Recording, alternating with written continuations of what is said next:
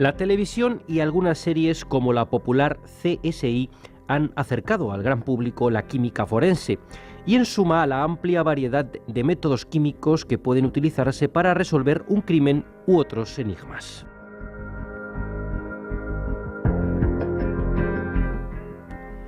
Forma parte de las ciencias forenses, que aplican los principios, técnicas y métodos científicos a la investigación de un delito, aunque el término química forense se ha ampliado más allá del ámbito legal a las investigaciones de carácter histórico, como la datación de piezas antiguas o la identificación de restos humanos.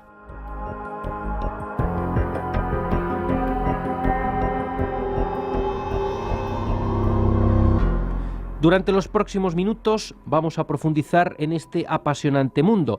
Nos remontaremos a los orígenes de las ciencias forenses y repasaremos la trayectoria de algunas de las figuras que las impulsaron. Además, hablaremos del análisis de drogas y de los venenos, un arma silenciosa muy familiarizada con esta disciplina. Por cierto que la UNED cuenta desde este curso con una asignatura optativa de química forense en los estudios del grado en química.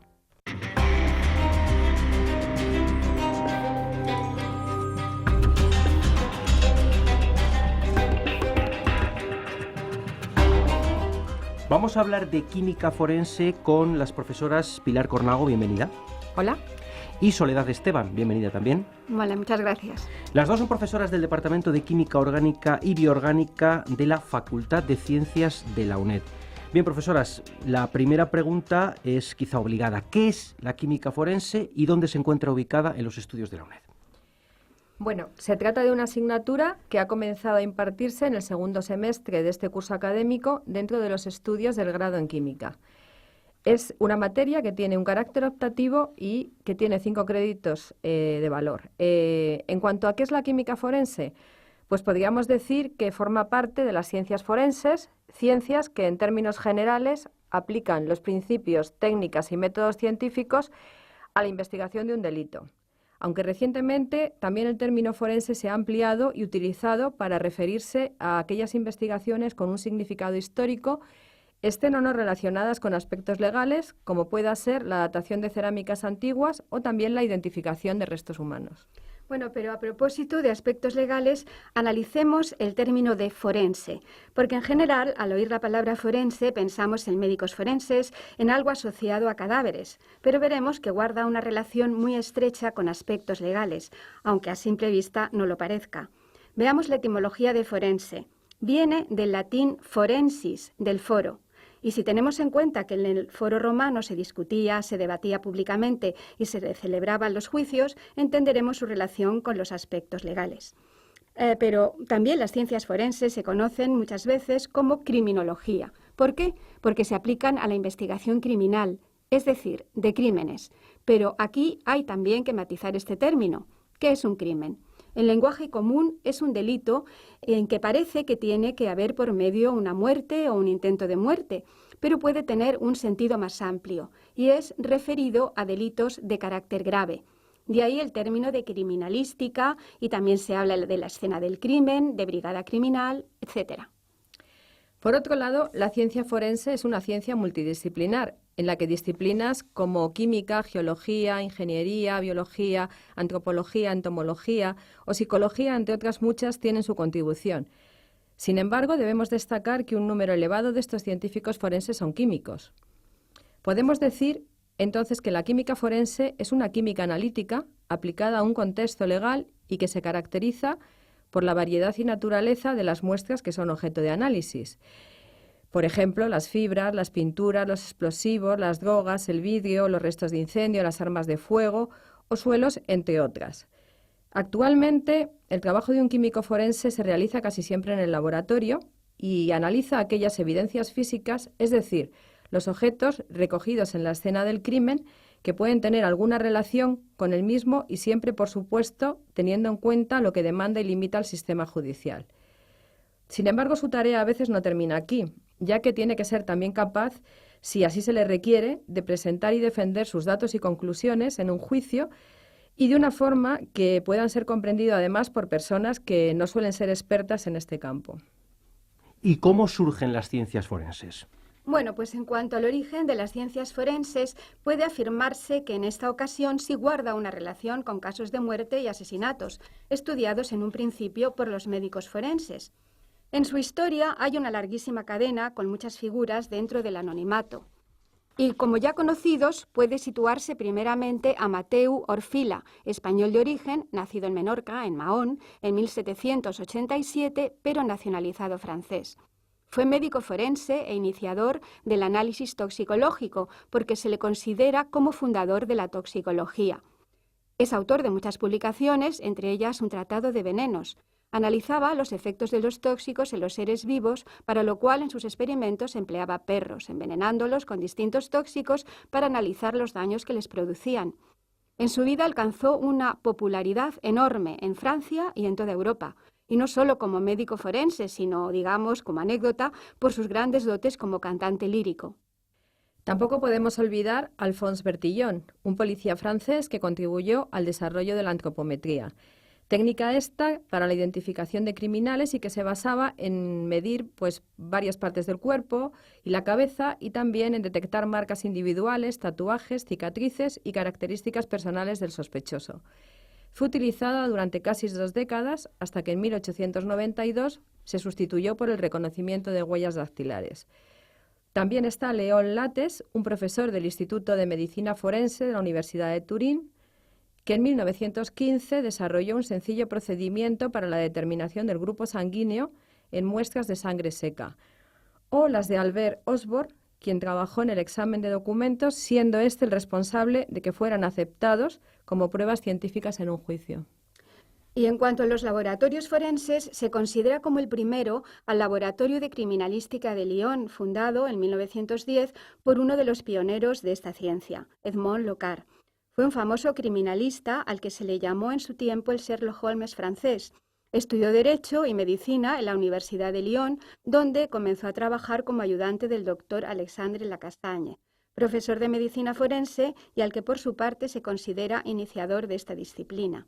Volviendo a Locard, hay que recordar su famosa frase de los restos microscópicos que cubren nuestra ropa y nuestros cuerpos son testigos mudos, seguros y fieles de nuestros movimientos y de nuestros encuentros, de donde se deduce fácilmente la importancia que daba al uso del microscopio, que durante mucho tiempo fue el mayor protagonista en los laboratorios forenses.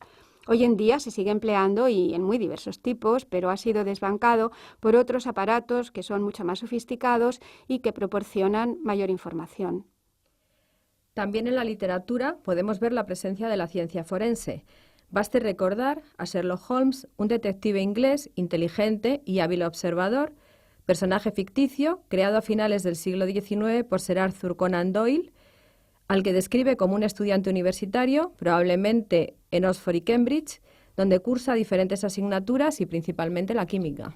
Bueno, y siguiendo con esta asociación, ciencias forenses, literatura, hay una novela de Agatha Christie, El misterio de Pale Horse, donde describe con todo detalle los síntomas de la intoxicación por talio, un veneno muy activo. Y es precisamente por uno de esos síntomas por lo que se descubre al asesino.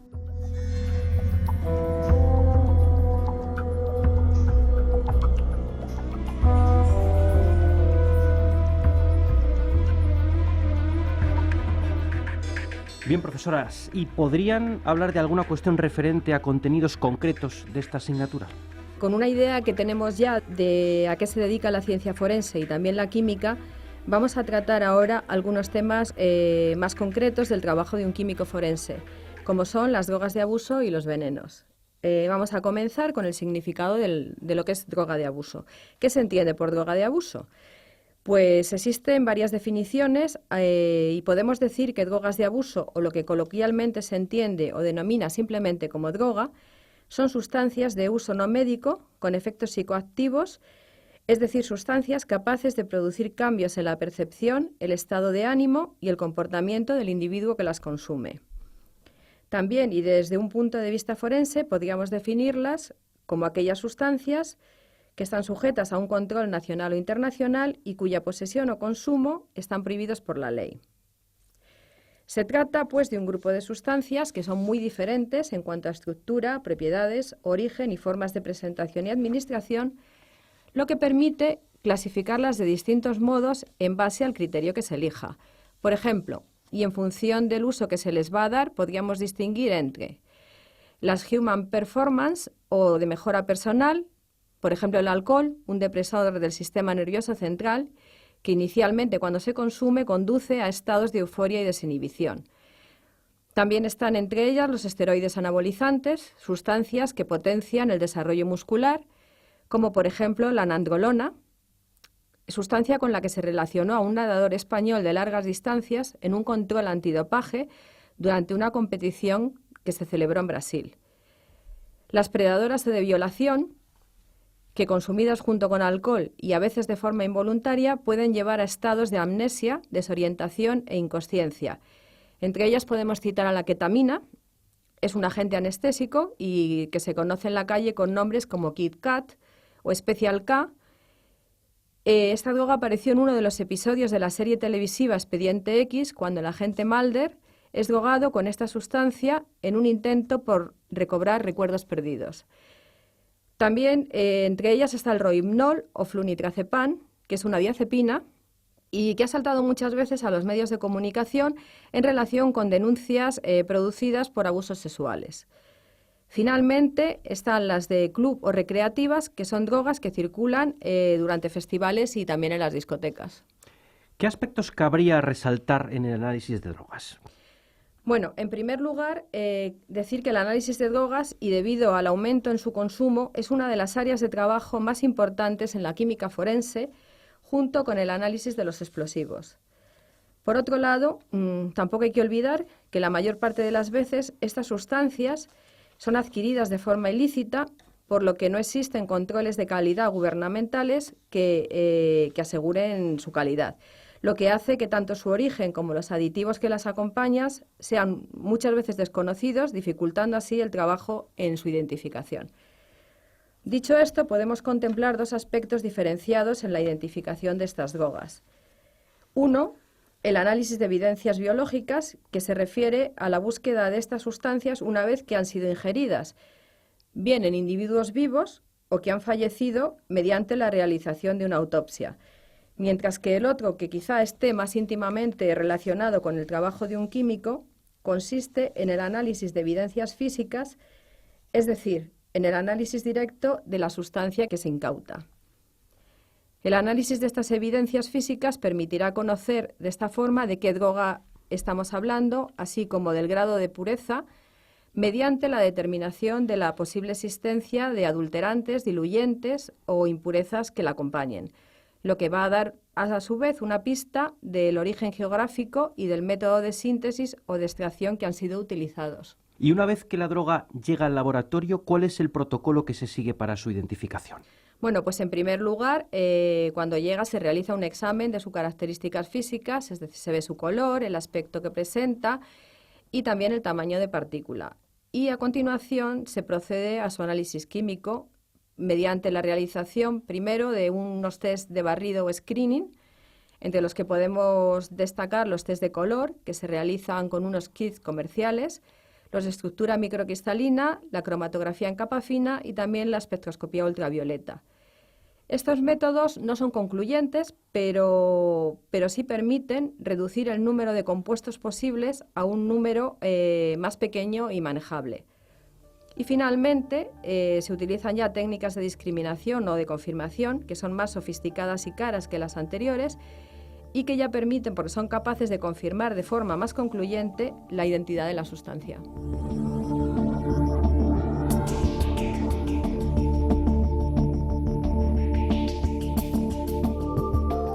Estamos hablando del mundo de la química forense con las profesoras del Departamento de Química Orgánica y Bioorgánica Soledad Esteban y Pilar Cornago. Ahora, profesora Esteban, creo que vamos a hablar de los venenos. Todos sabemos, en líneas generales, qué es un veneno. Es un producto que, al ser suministrado a un ser vivo, provoca en él graves trastornos, llegando incluso a la muerte. El mundo de los venenos es muy complejo y extensísimo. Haremos solo algunos comentarios sobre aspectos generales y también otros particulares que puedan llamar nuestra atención. Por ejemplo, la misma palabra veneno está relacionada con Venus, la diosa romana del amor, por los brebajes o elixires de amor que se preparaban. Venenum lo llamaban los romanos. No eran malos en sí mismos, pero después se fueron haciendo otras pócimas que sí lo eran. Se tuvo que distinguir así entre venenos buenos y venenos malos. Con el tiempo solo se usó con la acepción de malo y simplemente quedó así la palabra veneno. En cuanto a la acepción de envenenar, el lenguaje común suele tomarse como algo que se hace con intención, pero no siempre es así, pues hay casos de envenenamientos involuntarios. Por ello se emplea de forma más oficial el término tóxico, más científico. Y tóxico es todo aquel agente químico que ingresado en el organismo altera ciertos procesos bioquímicos fundamentales para la vida.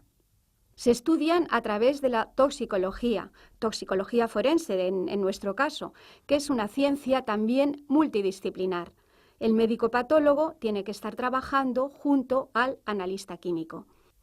Y en este punto, el de los tóxicos, es muy importante atender al concepto de dosis de tóxico o dosis de veneno que entra a nuestro organismo. Para entenderlo hay que recurrir a la tan famosa frase de Paracelso, el médico y alquimista del Renacimiento tan conocido de gran fama. Todo es veneno, nada es veneno, solo la dosis hace el veneno. Es decir, cualquier sustancia a concentraciones altas podría llegar a ser un veneno para el organismo. Este matiz de la dosis es muy importante en el caso de ciertos fármacos. Por debajo de lo que se conoce como dosis tóxica serían beneficiosos para el organismo, pero sobrepasándola causarían graves trastornos. Por ejemplo, los barbitúricos, empleados para inducir el sueño, pero que en grandes cantidades pueden llevar a la muerte, por lo que muchas veces han sido muy empleados en casos de suicidio. Por ejemplo, no hay más que recordar tal vez al más famoso de ellos, al de Marilyn Monroe. Asimismo, muchas plantas, aparte de medicinales, pueden ser venenosas. Y profesora, ¿podría decirnos los tipos de venenos que hay? Bueno, como ya dije, es un tema muy complejo. Hay muchos tipos de venenos en cuanto a sus formas, sus componentes químicos, su origen, y por tanto es muy difícil clasificarlos. Una forma tradicional de hacerlo se basa precisamente en su procedencia u origen. Así tenemos de origen vegetal, por ejemplo, la cicuta, estricnina, ciertos hongos. Recordemos, en este punto, la cicuta es una planta herbácea que fue la que produjo la muerte del griego Sócrates. Precisamente su acción tóxica se debe a un alcaloide que posee, la coniina. También recordemos las setas tan empleadas en Roma para envenenar en las comidas. También de origen animal, por ejemplo, venenos de serpientes, de arañas, de escorpiones. De origen mineral, el arsénico, el talio, que ya hemos comentado cuando hablamos de la novela de Agatha Christie, o el cianuro y el arsénico, claro. Y artificial, de origen artificial, sustancias sintetizadas, pueden ser sustancias sintetizadas en el laboratorio, como por ejemplo los barbitúricos, que ya hemos mencionado, o productos industriales, como son anticongelantes, insecticidas, pesticidas, plaguicidas. A propósito de esto último, habría que recordar el trágico suceso ocurrido en Alcalá de Guadaira en el mes de diciembre último, cuando 3 miembros de una misma familia murieron súbitamente. En principio se achacó al mal estado de los alimentos esta muerte, pero posteriormente los análisis forenses dieron como muy probable causa de la muerte la presencia de un compuesto de fósforo de elevada toxicidad en restos de un plaguicida que había en la casa.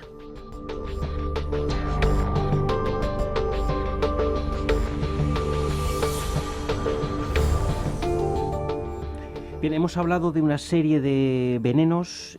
¿Podríamos destacar alguno en concreto? Bueno, vamos a hablar en principio de algunos de ellos y comenzaremos por uno de los venenos más conocidos y paradigmáticos, el arsénico. Los casos de empleo del arsénico como veneno son múltiples a lo largo de los tiempos. Se sabe ya que los romanos lo usaban, pero tal vez los momentos más álgidos en la utilización de este veneno sean en el siglo XIX. El compuesto de arsénico más empleado como veneno es el trióxido de arsénico, polvo de color blanco, por lo que se puede confundir con el azúcar o la sal común. Resultaba así el veneno casi perfecto, inodoro, insípido, sencillo de administrar en alimentos y bebidas, y además era difícil de detectar. Pero la situación empezó a cambiar con el químico británico James Marsh. En 1836 puso a punto un método para detectar arsénico en las vísceras de las posibles víctimas de envenenamiento. Esta prueba era tan sensible que era capaz de detectar cantidades de arsénico sumamente pequeñas. Las cosas se pusieron así más difíciles para los envenenadores. Pero no es suficiente hallar arsénico en el organismo, sino que debe encontrarse en cantidad suficiente para causar la muerte, porque hay que tener en cuenta el arsénico natural presente en nuestro organismo y además el que puede provenir de los terrenos que circundan las tumbas, en caso de que se hubiera hecho la exhumación del cadáver. Por otra parte, es un veneno que se acumula en las uñas y en el pelo. Y a propósito de este último, hay una hipótesis de que Napoleón pudiera haber muerto envenenado con arsénico, ya que aparecieron restos de esta sustancia en los análisis de su pelo. Pero bien podrían deberse a algún producto que emplease contra la calvicie, ya que, curiosamente, ciertos compuestos de arsénico se empleaban con este fin terapéutico. Y ya, para terminar con estos comentarios sobre venenos, como ejemplos de otros venenos, quiero recordar el caso del ex espía ruso Alexis Litvinenko, muerto en Londres en noviembre del 2006, envenenado con polonio radiactivo, que se le suministró, por las investigaciones que se hicieron, en una taza de té y también en comida sushi en un restaurante japonés.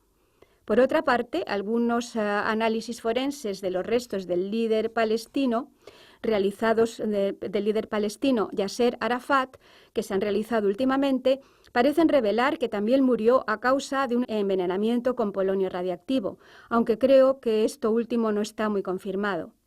Y también quiero recordar, para acabar ya, el asesinato masivo de los prisioneros en las cámaras de gas, en los campos de exterminio nazis, en los que se empleó el producto conocido como ciclón B, insecticida constituido principalmente por cianuro de hidrógeno, veneno, como todos sabemos, sumamente activo.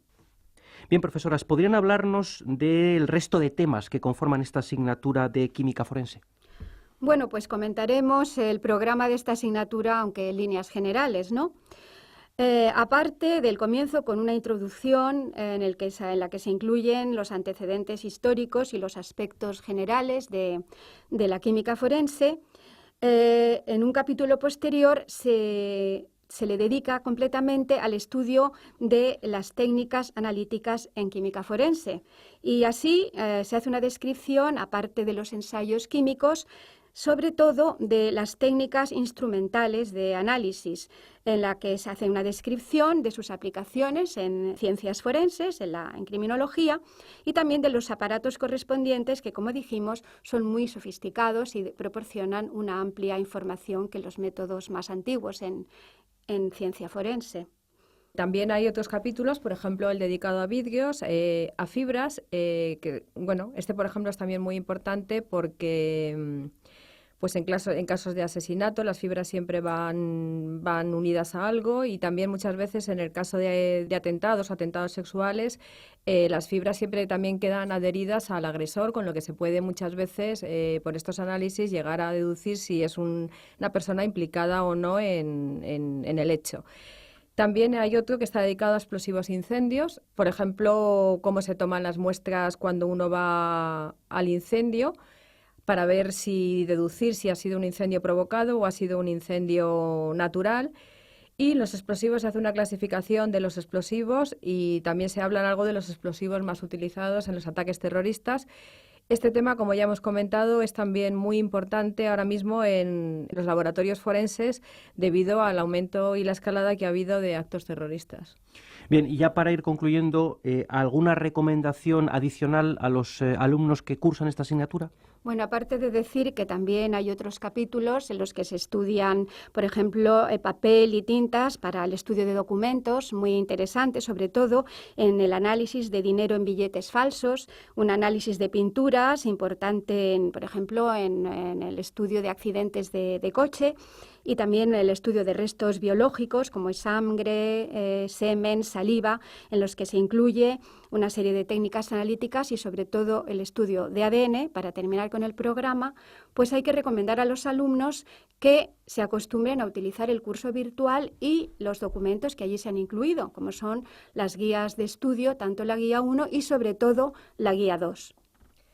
Pues sí, porque en la guía 2, aparte de tener un resumen de lo que son todos los temas que conforman el programa, pues también tienen unas indicaciones de otros libros complementarios que se pueden utilizar, de cómo va a ser la prueba de evaluación a distancia, que ya les hemos puesto en el curso virtual, y también cómo va a ser la modalidad del examen que tendrán que realizar pues en la convocatoria de junio y aquellos que no la pasen pues en la convocatoria de septiembre. Muy bien, pues muchísimas gracias, profesoras, por haber compartido estos minutos con nosotros hablando de química forense. Gracias, Pilar Cornago, y gracias también a Soledad Esteban. Gracias a ti. Vale, gracias a vosotros.